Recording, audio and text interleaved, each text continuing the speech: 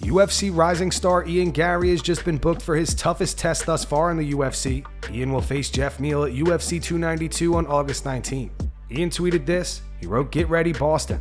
Who do you guys got? Do you think the UFC is pushing Ian Garry too fast?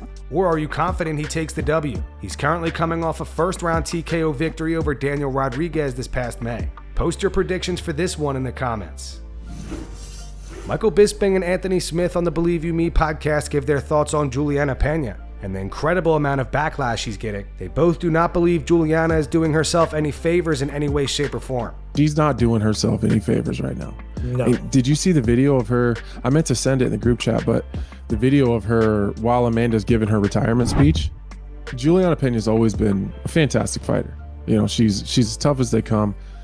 Until some of this stuff, I've never had a bad thing to say about Julianna, but she's making it too clear that Amanda is her own, is what she's clinging on to be popular. Like she's never had this huge crazy fan base until she beat Amanda Nunes, deservingly so. Yep. But I was gonna say that she deserves that, but you know, you gotta kind of spread your wings. Without her feud with Amanda Nunes, she doesn't have anything left. I'm choosing my words very carefully because I might end up commentating one of her fights. Right. And I've got nothing against Julianna Pena.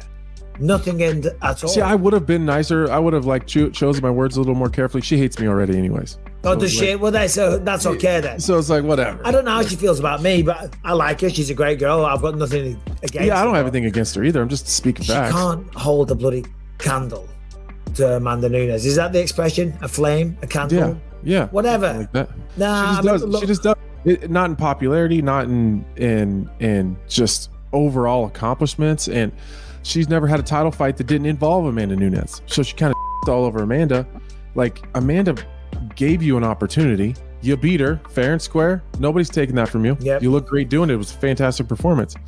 But then in the rematch, it was the polar opposite of what happened the first time.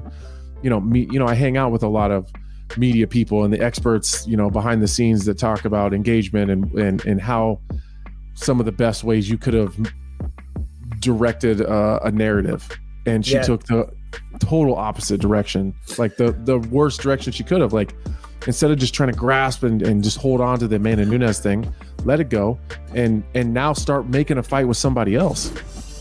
This past weekend, Dana White said that the UFC isn't even trying to book Khamzat Chimaev versus Kamaru Usman.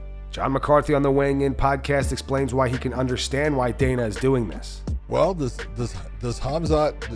First off, I don't blame Dana for not wanting to put together a Kamaru Usman versus Khamzat fight. First off, I don't want to move Kamaru up to 185, and I don't want Khamzat to be at 170 because he's already proven that he can't make it.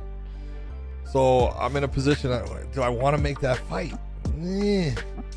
It doesn't do me any good at 185 with Kamaru Usman, because if Kamaru Usman beats him, which he's got a good shot of beating him, at 185, I just took away a guy in that weight division while I've got a guy at 170. 170, is he going to move now up to 185? Just, if you're going to have him fight someone, is he the guy to have him fight? Well, yeah, I'm going to be honest. Yeah, he doesn't have the wins in the middleweight division that you want to see. He does from earlier. He beat Mershart. That was at middleweight. I think he's got 2 wins in the UFC at middleweight, maybe. But hey, no, you don't think he deserves it? Absolutely not. He's undefeated. He's got to fight people like to see. No, I don't care. I don't care. No. I mean, like, I know Robert Whittaker's got to fight, but to me, that's the guy. Like, you've got to beat somebody of that echelon. Like, I think him. Yeah, but who are you gonna put against Izzy? Come on, put you on the spot. Who are you gonna put against Izzy? I mean, for me, I would have ran the. You got Vettori and Cannonier fighting each other next week. Yeah, but I would have ran the Alex fight back. He's got one. He's got one win against him in 5 fights or whatever. But that's dead. You can't do that. In fact, Alex has a fight, right? Yeah. So, who are you gonna put against his? Henry Cejudo reacts to Charles Oliveira defeating Beneil Dariush and speaks on how Charles will fare against Islam in a rematch. Henry also gives his take on Amanda Nunes retiring from MMA. Is he the number one? He is the number one contender. Does he deserve that title shot? He does deserve that title shot. He's beat all the top 5 fighters in the world, and he's stopped all of them. I mean, that says a lot about Charles Oliveira. If he's able to come back and actually beat Islam Makhachev and then do it and then finish him, you would have to call him the greatest lightweight of all time, you know, ahead of any of those guys because of who he's beaten and how he's done it and how he's finished all of them. How will he do against Islam Makhachev? It's different, man.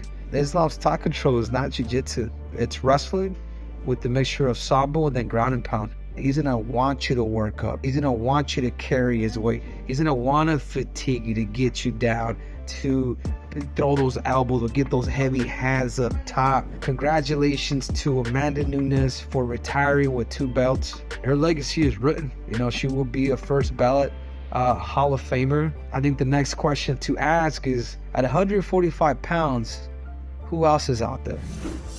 So there's some drama going on today regarding the potential fight between Conor McGregor and Michael Chandler. As you guys know, the two just finished filming The Ultimate Fighter as coaches. Usually the coaches fight each other after the show. However, McGregor versus Chandler is apparently far from official. Verdict MMA reports Conor has 48 hours left to enter the USADA testing pool if he wants to fight at UFC 296, which is the last pay-per-view of 2023. If he doesn't enter within 48 hours or by Friday, he will not be fighting this year. This tweet is also circulating around today. It says Conor McGregor is no longer interested in fighting Michael Chandler. The UFC is already pitching new opponents in case McGregor does not make the USADA cutoff date. Now, we're not sure if this tweet has any truth to it. It did, however, catch the attention of Charles Oliveira. Charles quote tweeted it with the thinking emoji. And that's going to wrap it up for the news. Thanks for watching. If you enjoyed the video, be sure to subscribe to Full Mount MMA and click the bell icon to be notified when we post future ones. Here are the 3 top comments from last video. The first one's from Deez. It says Charles getting the belt back would be one hell of a story. The next 2 are in reference to the footage released of Alex Bejeda and Sean Strickland sparring. This one's from Feliciano. It says Alex toying with Strickland is hilarious. And the final one's from Jeep. It says gotta give Sean credit for sparring the guy that KO'd him. That's a lot of appreciation between both guys. Those were the 3 top comments from last video. If you want to be featured on the next one, all you have to do is comment down below. If you missed yesterday's news, click the video on screen to get caught up. And make sure to go subscribe to our second channel where we post our exclusive MMA interviews.